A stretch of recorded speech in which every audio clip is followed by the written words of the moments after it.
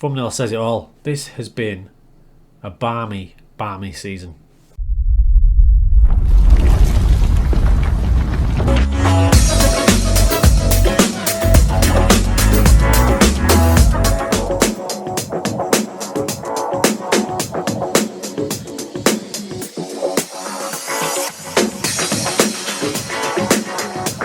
Welcome into Earthquake, resurrecting Darlington.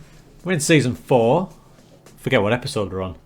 But we're in season 4, so we're in League 2. And the end of the last episode, I said I'd be happy with a bit of solidification, maybe a cheeky playoff push. We've achieved those things. We're 30 games in, but it's been mental.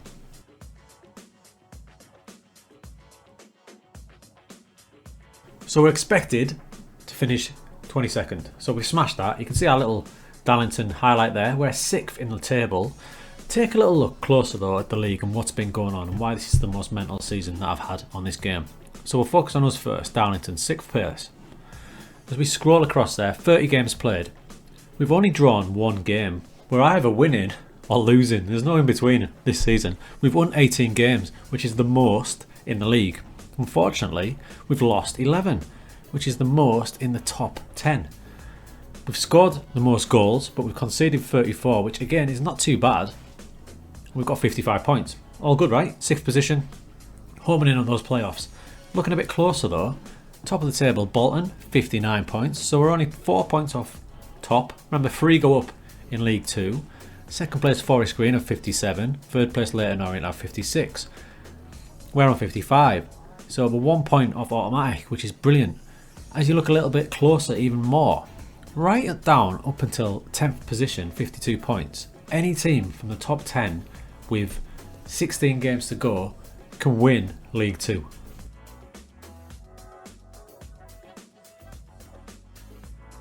Loving it. I absolutely love this season, the way it's gone. It's been mental.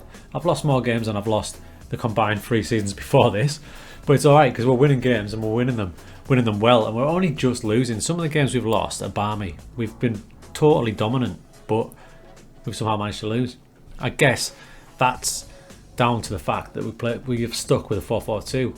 I said at the end of the last episode that if it goes a bit tits up, I would revert to 1 up front, swallow my pride, but I honestly have not had to do that. We've gone through the whole season playing 4-4-2. The odd game, maybe 1 or 2, we've gone to jackhammer, which is a little bit more withdrawn, but predominantly we've gone with 4-4-2. On occasions we've changed the mentality. Done a video about mentality, about very attacking very recently. On occasions we've dropped it down a bit for away games, but honestly 4-4-2 just shows even in League 2 in professional football you can get results there.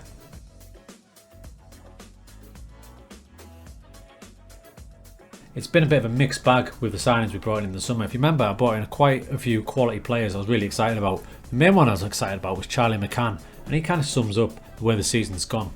Bit of a mixed bag. He started off like a house on fire. He scored a volley, which I'll try and find.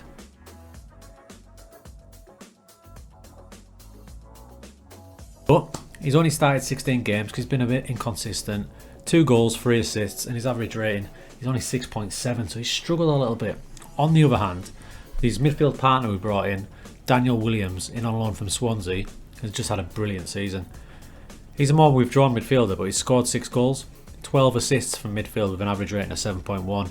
Getting a bit worried because we've just gone into January now and people are circling and want to sign him. Currently injured, so that might put a few of them off, but he's had a great season. I don't know if anyone else since the recent update of FM has had this, but my 2 fullbacks I've had a right battle with. They just cannot get going. Average rating on both of them has been pretty abysmal. I've rotated 4. Currently in possession of the shirt is Boris and Goy, a free transfer from Man United youth team.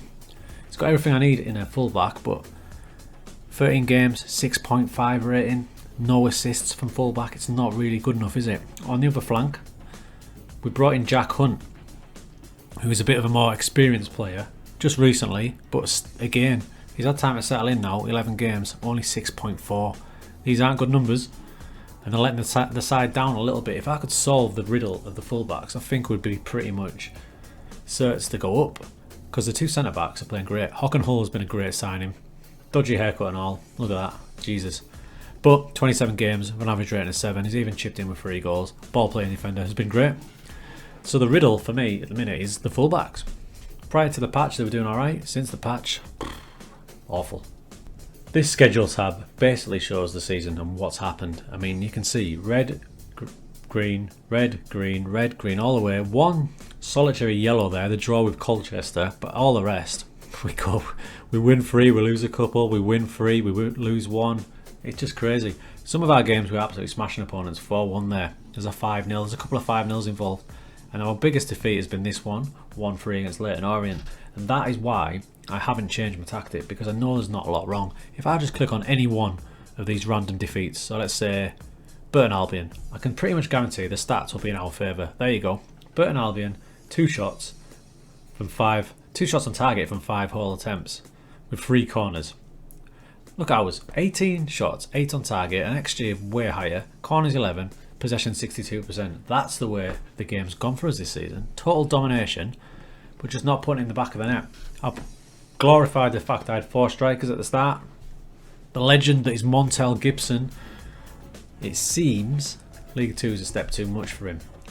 I highly recommend this lad for non-league football, but he's only managed to hit the back of the net 6 times this season. He's actually been playing okay, so I'm going to keep him. But if you compare it to his past, there's League 2 there with 6 in 24, but the past seasons 18 in 20, 38 in 41, 25 in 26. He was an absolute prolific goal machine. Maybe it's just a step too much for him at League 2 football. Going forward, what's to come? Well, I'm going to try and solve this riddle of the fullbacks by bringing in Luke Garber, who in theory is a huge upgrade from what I've got. You can see that on the stats there. All in order, he can cross a ball, got good corners, tackling, marking, passing, decent pace. He's just a good all-round fullback. He should be the answer on the left. But I thought that about Jack Hunt on the other side, so we'll see. Hopefully we solve this riddle. I'll leave you with a shot of the league table there, and it's just madness. I don't remember a league like this. Anyone in the top 10, place your bets now. We're 30 games in, who do you think is going to take this league? You can basically stick a dart in the top 10 and we'll find out who's going to win the league. We're in with a chance. I'm a bit worried about the amount of games we've lost. It might come back to bite us.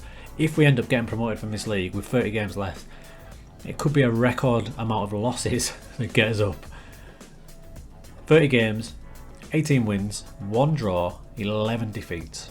We've got 16 games left. We'll come back with some vital games in the next episode when I decide what episode number that is, because I've no idea. I think it's 9 or 10. Balmy season.